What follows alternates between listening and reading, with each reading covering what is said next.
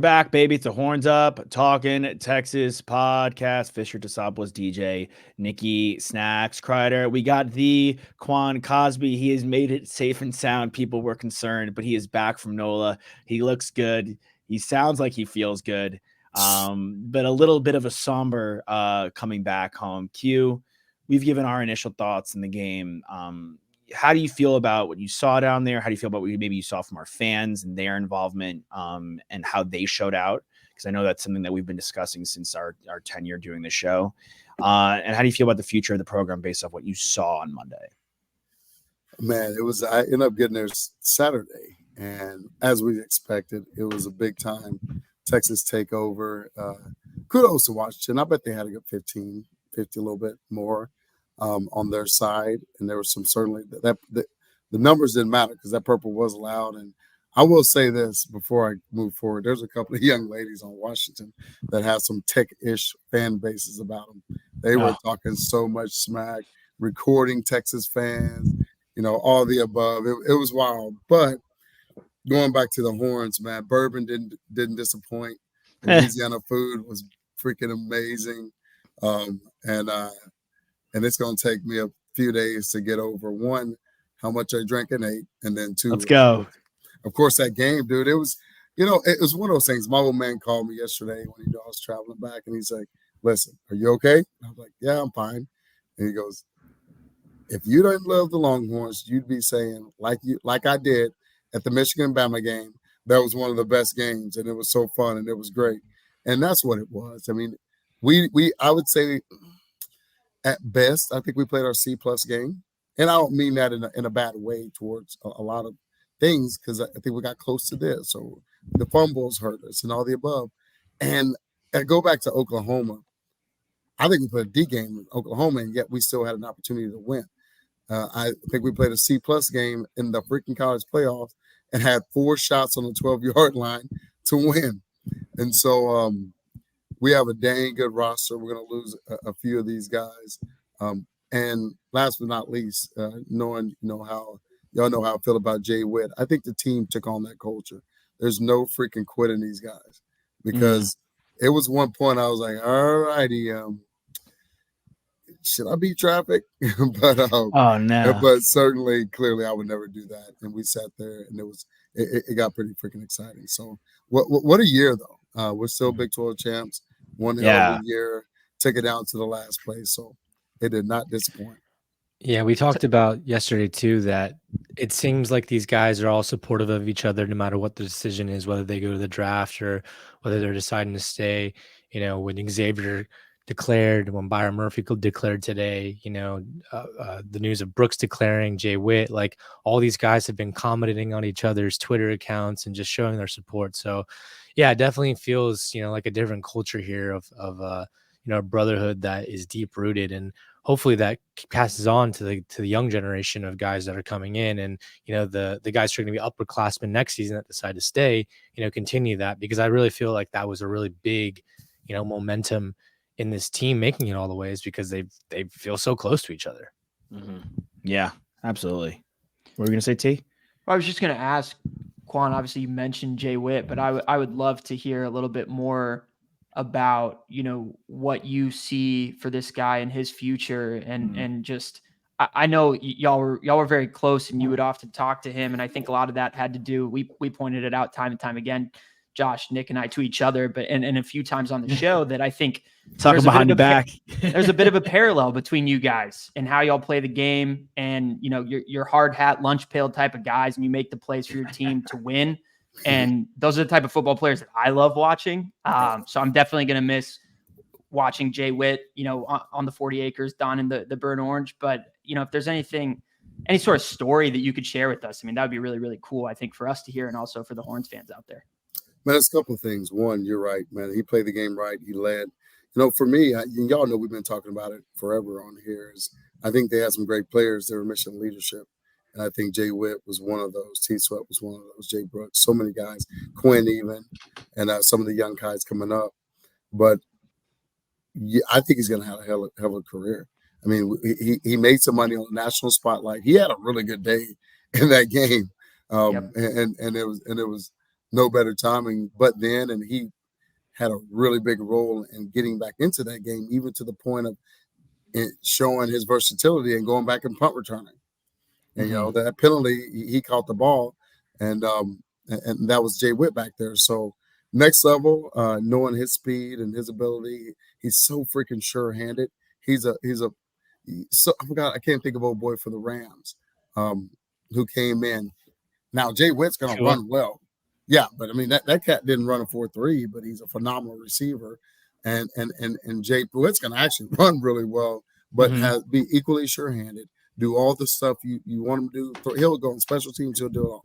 So that's why, Jay Witt. And then last but not least, bigger than that, one of the things I do with Angela and Sergio Garcia is we're anti-bullying foundation. And so I go talk to schools where a kid walked to me bawling saying he's been bullied. And I don't do this often, but I hit up Jay Witt. I was like, hey, man, I met this kid. He's a big Longhorn fan, and you're his favorite player. And, dude, if I showed y'all the video he sent this kid, you'd be holding them back or they'd be flowing. So gave him a signed picture, told him he's awesome, wished he'd come to a game. And that's the thing that I don't tell publicly, but that's why that dude can do no wrong in my book. Now, let's be real. There's a lot of the guys on there talking to T Sweat in the locker room one time and him just reminiscing on, hey, man, what was it like during y'all's days? And just so many of the guys on this team that it feels like they get it. For so long, the culture was a little bit different, but it feels like they get it. So long way of saying I think Jay Witt's going to have a hell of a future, but all of them, man. It's so cool to be back in this scenario where T Sweat's damn sure probably going first.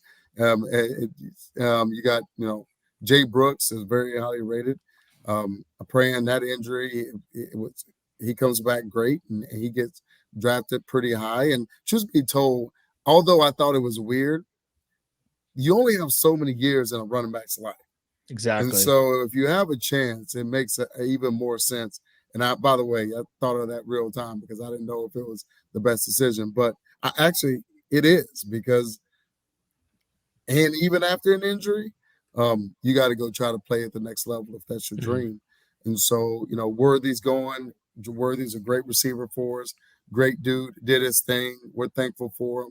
Stayed when everybody and their mom was coming after him. And then we got the ones, Collins coming back. I thought that was a great decision. And then we got some ones out there who are still deciding. And the longer they wait, the more hope we're going to get, right? It's like that little meter that's going to go up here. So, I think a lot of things are in place, man. But yeah, to your point, I think Jay Witt's going to have, barring injuries, certainly pension. The dude can play as long as he wants because he's a dang good football player. Yeah, I like that comparison that you made with Puka Nacua and him. Those are guys that were, he's a day 3 draft pick and, he kind of came out of nowhere, but obviously like his university knew who he was and they know how sure-handed he is and kind of the gamer he is. And so I see that as well in Jay Witt. That'd be really cool if he can find that success in the NFL. Collins, he wants the T Sweat love. He wants to be the guy next year and get that Outland award. And yeah, I mean, I think it's completely possible too. And then for Jay Brooks, I mean, I think this draft class is kind of weak at the running back position. So he probably looks at his stock this year. And you're right. I mean, the longevity of a running back's career is not that long. And he looks at his stock and he's still rated the number 1 back in PFF. And Mel Kiper has him as his number 1 running back in this draft class. And by all accounts, like he's going to be ready to go by training camp because it was a clean ACL tear. So if it was a lot messier than that, maybe, he questions whether or not he should stay. But yeah, I think he made the right decision. And I'm pleased with where our running back room is. I mean, with where Blue and Baxter are leaving us off, I think we're in a good spot. I agree. And a couple more guys coming. So, and really what Choice has done, kudos to Coach too. I saw him talking to Blue after the fumble. And it was a massive play in the game. But him being the leader that he is, just encouraging him. Blue's going to come back. And not a dude, he could be dangerous, man. And I think we're going to see a lot more of that coming in the new year. And that's the cool piece of it.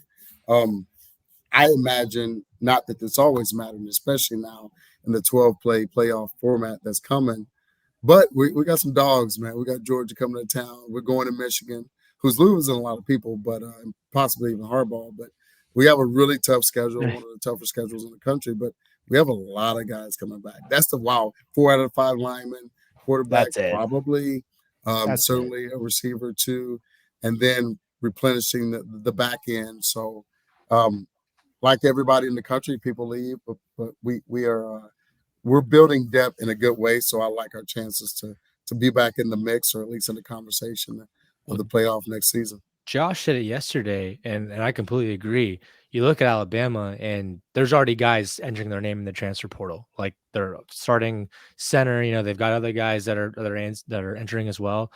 As of right now, there's no Longhorns that have entered the portal besides the guys that we've already seen, you know, before the bowl game. So I think that's a really reassuring sign.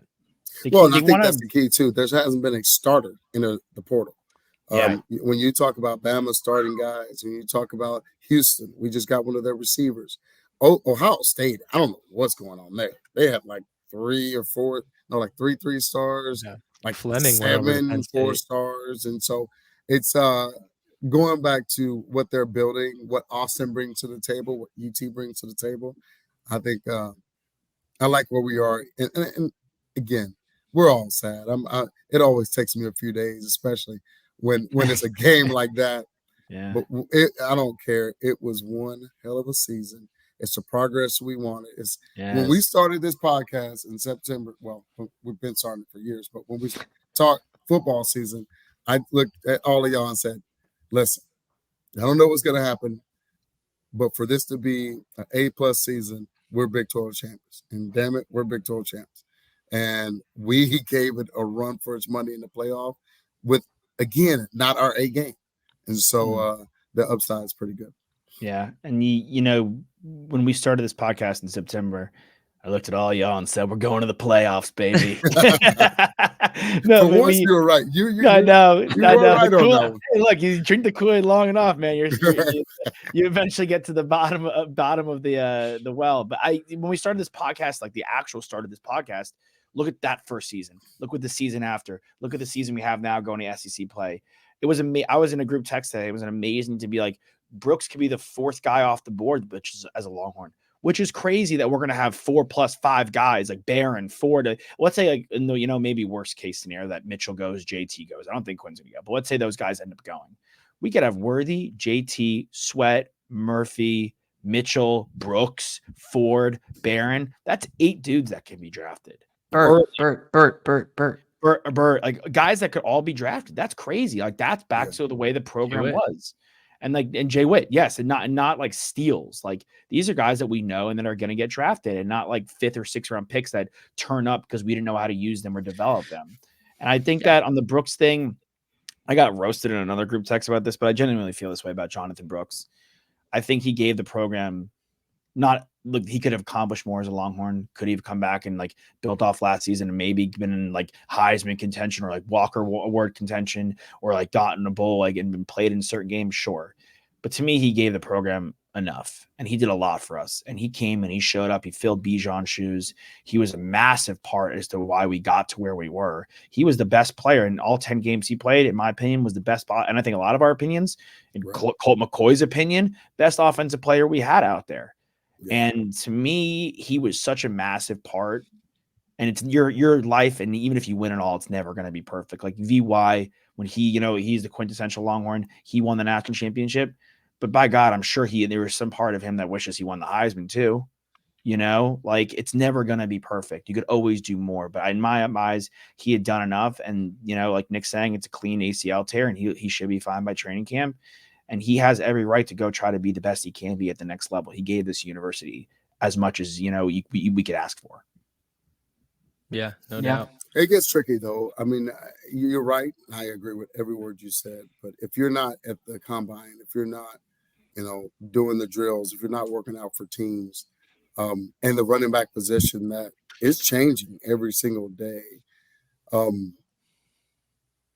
I guess at the end of the day, truth of the matter, if you're not in the first and second round, and depending on the position, even in the third round, you're playing for the second contract. So hopefully he gets to the situation, get a 4-year deal, and balls out, and then in year 3 he gets that new one. So again, I think that's why I feel like the years are shrinking from a running back standpoint.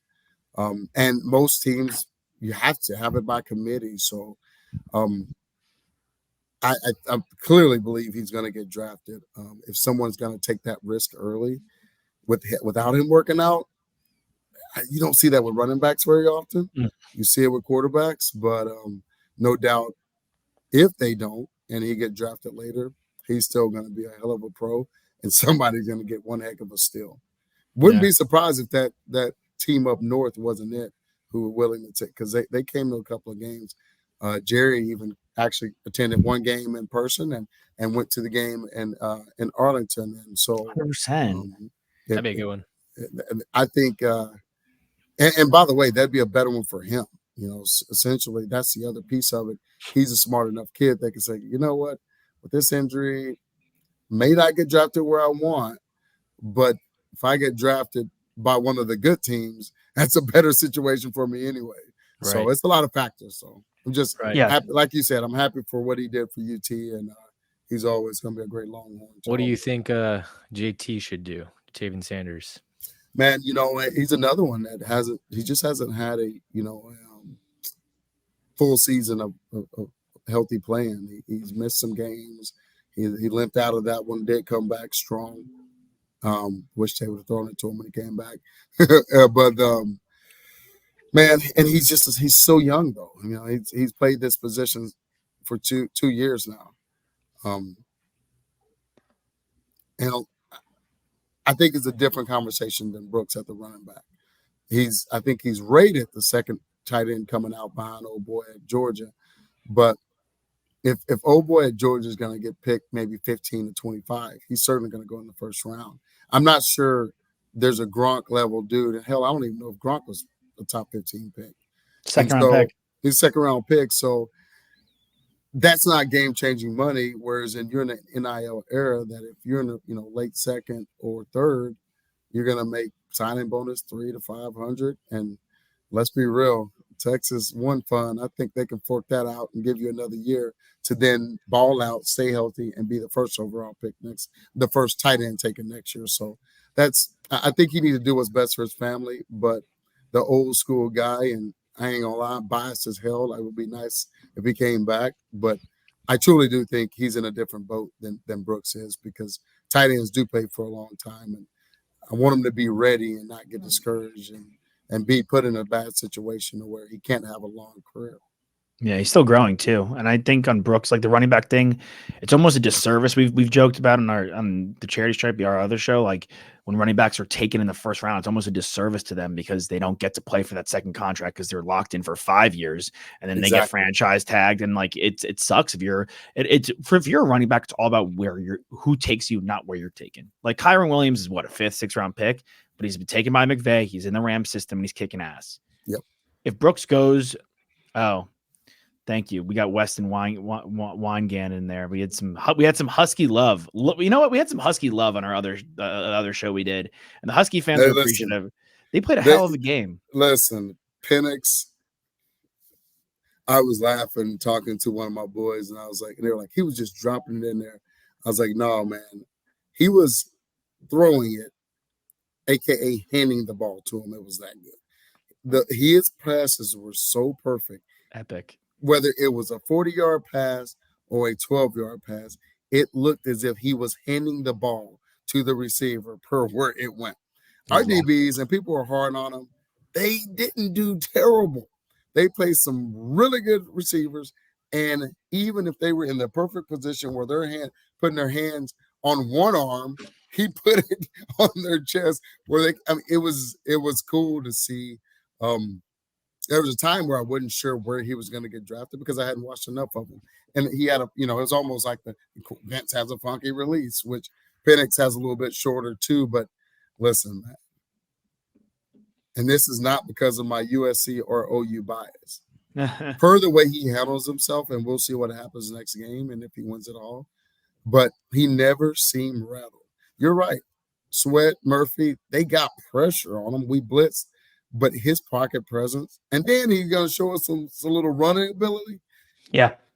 That'd be one of my top few quarterbacks taken because that dude was throwing dimes. Yeah, And he made they were himself a lot of smart. money in that game, honestly. His draft stock rose so much. I mean, when the bright lights, biggest stage of them all, maybe played one of his best games of his career.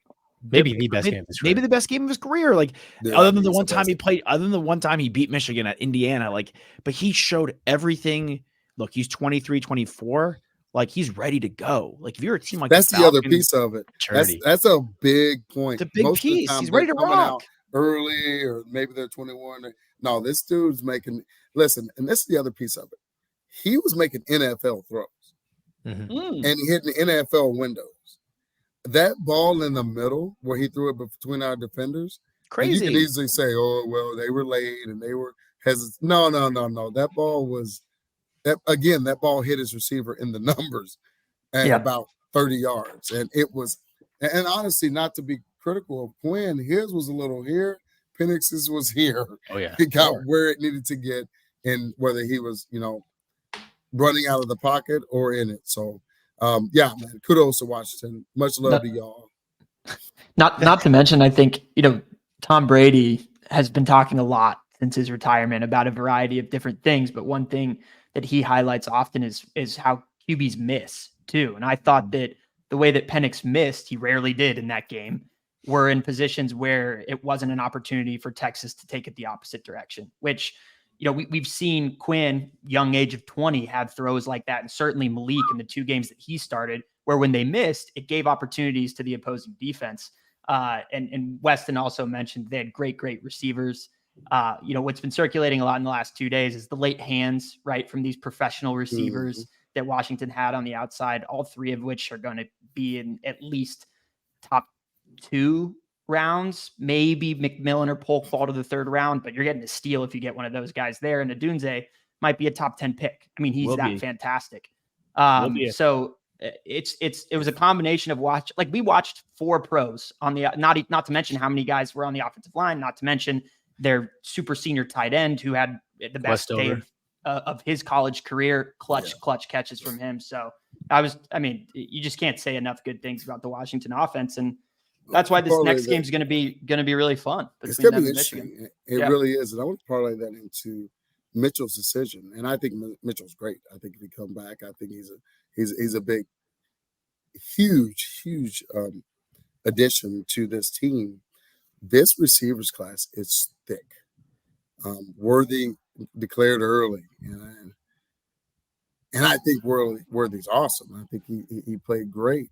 I think head to head, those 2 receivers outplayed our crew outside of Jay Whit.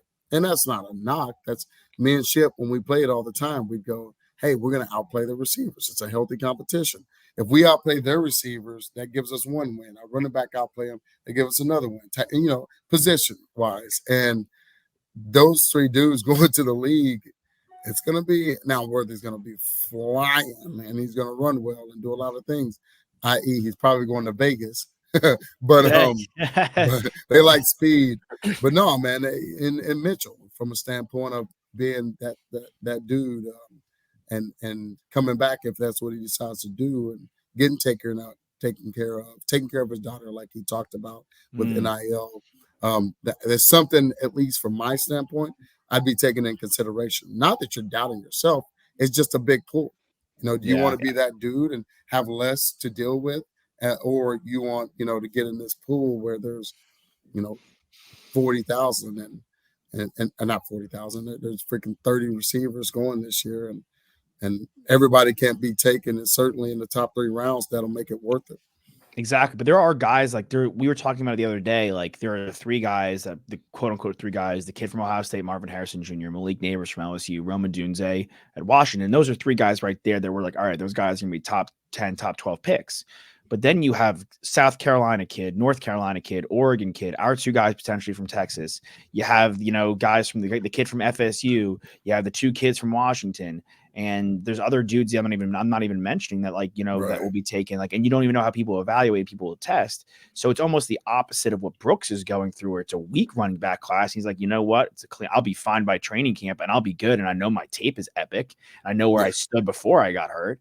Where Mitchell, Mitchell wasn't being talked about necessarily as a first-round pick until people really saw him ball out this year and be epic and every which way he can. So I if you're mean, Mitchell, he only had 9 catches last season. Like, this is the year. This is the this was his coming out party. So if you're Mitchell, like we're saying, maybe you go, all right, you know what? I'll come back and I'll be even better with Quinn Ewers. I'll still make money because of the NIL. We're going back to the SEC where people deem the competition even harder. And I'll hopefully build on my success. And maybe I won't be in the range of like 5th to 10th or 12th receiver taken. I'll be in that top 4 next year because the class is different. I firmly believe that with his size, his speed, his hands, his ability to read defenses and find the open spot on the field, especially when the defense is running zone, he wins 50-50 balls. Like he does it all as a receiver. And I don't see why, Josh, just even going further with that point, I don't see why he can't be a top 10 pick next year. I firmly believe that. Like, this is not to mention he's caught a touchdown in every single playoff game he's played in, which is 5.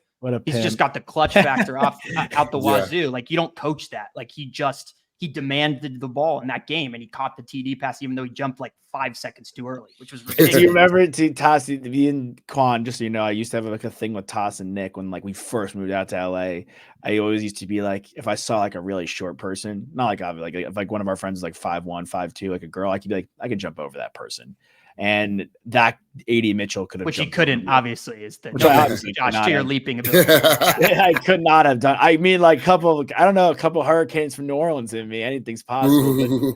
But you AD feel Mitchell, like you can walk through a wall. Yeah, exactly. AD Mitchell, legitimately on that touchdown grab. Like if I was just standing there straight up like pencil, like he would have gotten over. Levitated. He levitated. I was like, the thing is, I watch every second, every down of this team. And I believe in him so wholeheartedly, and he still surprised me, which maybe goes to the point like he still has more left in the tank to give and prove out here. That could. Well, and I'm gonna tell you, some people talk about the frustration or demanding the ball. Listen, it goes back to what I was talking about with even Worthy declaring. If these other guys are going off, I mean, they're touchdown, they're catching bombs. As a competitor in the same position, that alone is pissing you off. You're like, time out, dude. I can do that. Give me an opportunity. And so when, I had some folks saying, I don't know, man, he kind of showed another side of him. Yeah, it's a phenomenal one. He's competitive. He knows he's good. He knows he's as good, if not better. And he was like, listen, give me that opportunity. They're executing over there. And so we've all been in that moment. I told y'all the story about freaking my last game where it wasn't necessarily about the other team, but Colt, they sent 0 blitz and Colt threw it to Brendan Collins. And I was pissed. And I was like, that was his favorite memory of you. I was like, hold on, dog. No.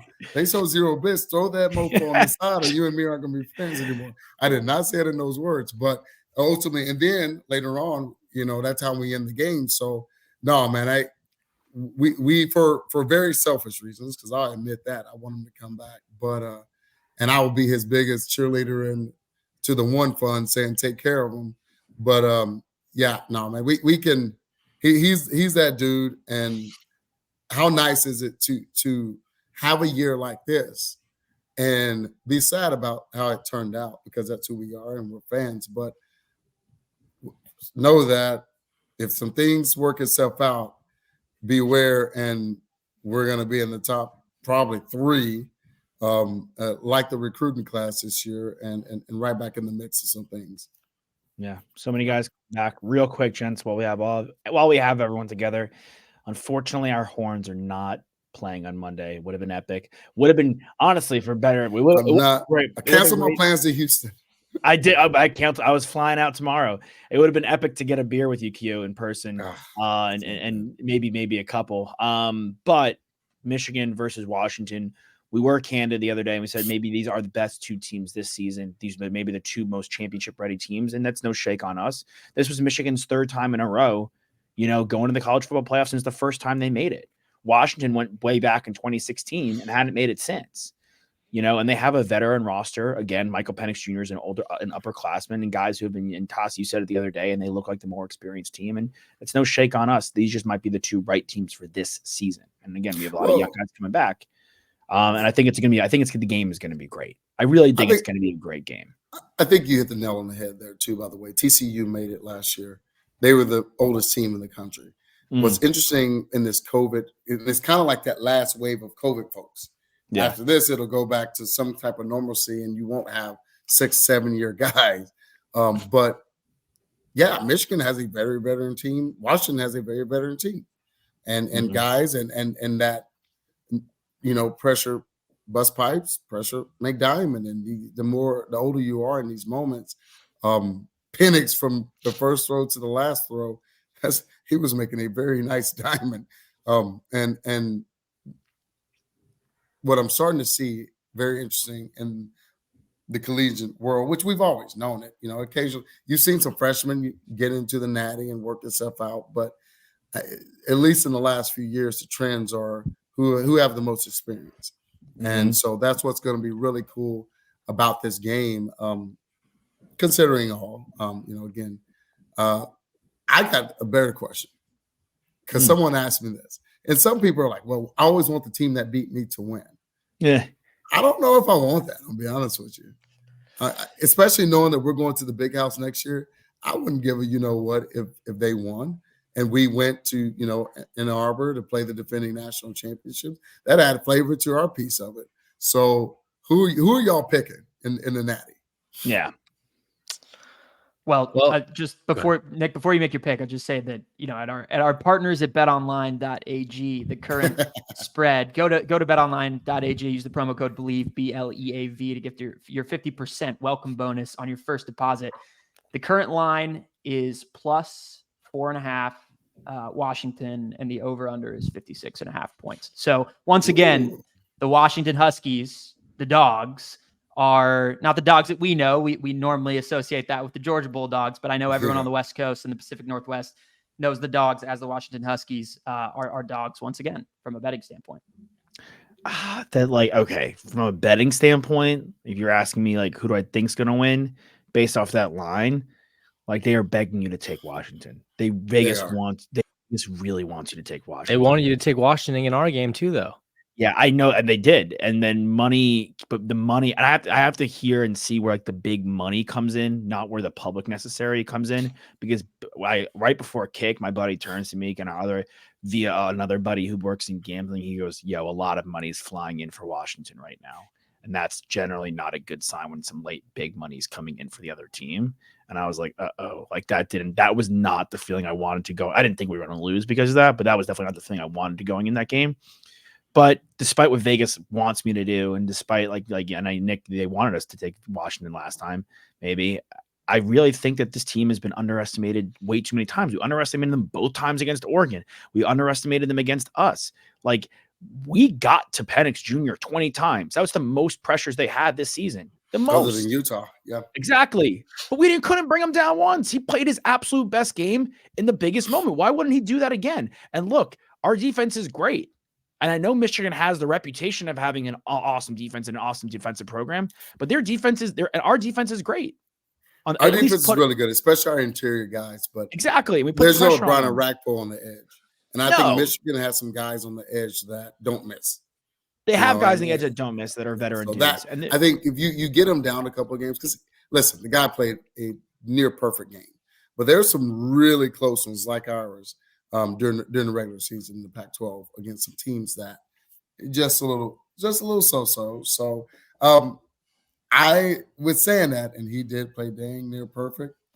I feel like the villain in Michigan, Harbaugh, finally got over that deal. And I think ultimately for us too, what's wild about it is we didn't really get down by a crazy amount, but we had 180 yards rushing, and I was actually surprised by it because I still don't know that we rushed the ball enough, and I know that's what Michigan will do. So if you rush the ball more, Penix is sitting on his butt. I know. And so I think they're going to use that to their advantage. Their O-line is real. Our O-line is good, and they're going to be really, really, really good next year.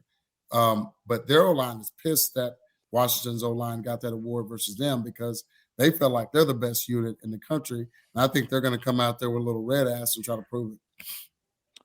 Yeah, it's a great point. I started thinking about that too, and like right before you hopped in there, like the run game, like we ran it really well, but they run it really well too. It's really not to mention Washington lost a running back. So there's some factors that are going to come in for sure. Yeah, I hope Johnson's able to play in that game. I guess we'll see, and it's maybe likely not that he's at this point. But it's interesting because watching that Alabama-Michigan game, because Michigan was so bad in one particular phase of the game and special teams, that allowed Alabama to stay in the game. They also had great second half adjustments. Mm-hmm. But offensively, what Milroe and what they were able to offer in competition with the Michigan defense didn't give me enough of a barometer to know what it's going to look like with Washington, because Washington is in a completely different offensive class than Alabama was. Just like call a spade. It's not even close. And I just think that I'd rather pick the team that I know can come back if they're down because of their offense, and I know can boat race another team, and that's Washington. And I'm not confident that if Michigan's down 17 points, if Washington gets 2 deep balls and they convert when Michigan goes 3 and out on another field goal or something like that, that Michigan can march back into this game. They want to run the football. JJ McCarthy is going to make the right plays, but is he going to dice up the Washington secondary and get them back into a game? I'm not as sure about that as I am about Michael Penix being prepared. You haven't seen it. Exactly. So Well, that's what I'm makes just not me sure lean Washington. No, I feel you, but I'm not sure that they're going to be in that position. I think if you take away our self-inflicted wounds, we drove down there on the field every time too. The weird piece that I saw, and kudos to them, there became a point where they weren't rushing, they were hanging back and jumping up and batting balls down because Quinn is an intermediate guy. All year we've been talking about we don't throw it deep enough. We don't throw a lot of deep balls. Well, guess what? They plan for it. You're going to throw these little crossing routes to Worthy so he can hit it, catch a 7-yarder and then take it 80? No, you're not. Boom, I'm going to knock it down.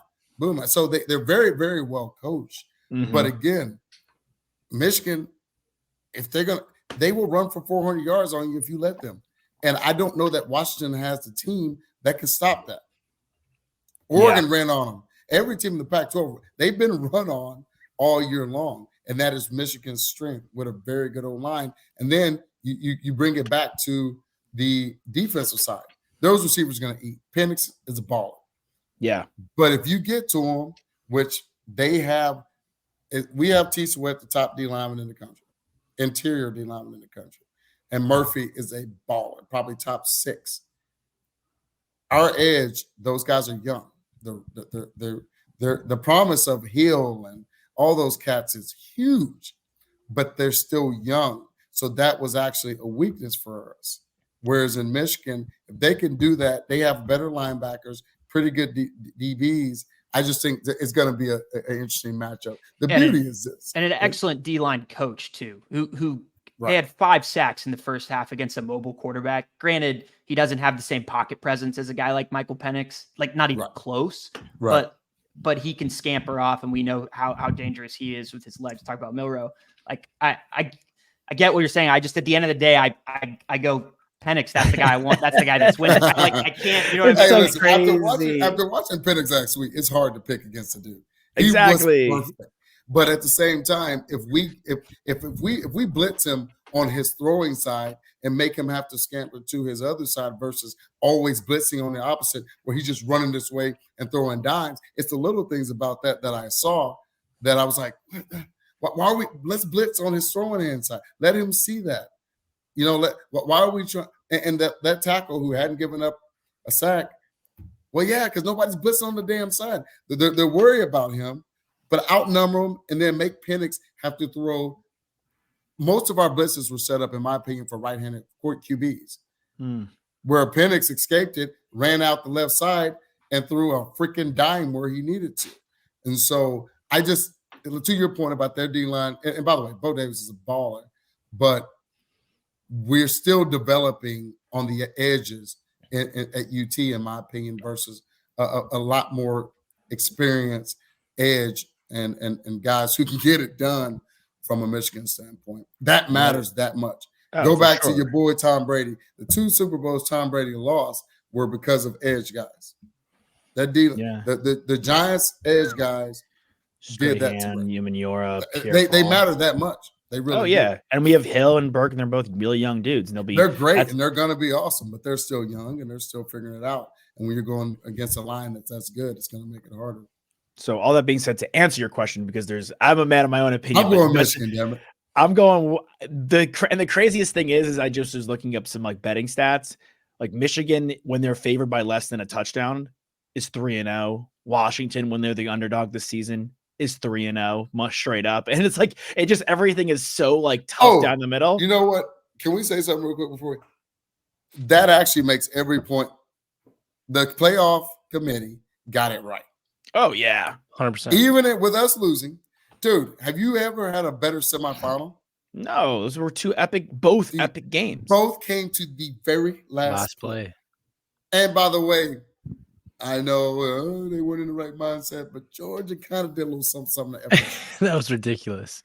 Not to bring that back up, but I had to just throw that in because I can't stand the concept of the committee. I say it's not a playoff. I say it's a selection. That's why most of the time I don't even call it, the college playoff committee. But they got it right, man. They really did, and it was fun. And fans all over the country who aren't Longhorn fans, who aren't Bama fans or Michigan, said that was the best day of January 1st that they've seen, and as much as they can remember.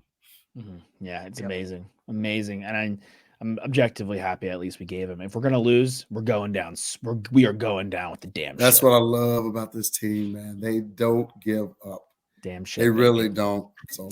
Well, on to recruiting because this thing never stops, gents. Basketball coming up. Baseball will cover a great season. We'll get some more Longhorns. We know y'all listening love the Cole interview. We had a lot of great feedback. A lot of people tuning in, subscribing from that one, and viewing on the YouTube channel, which we're getting cooking.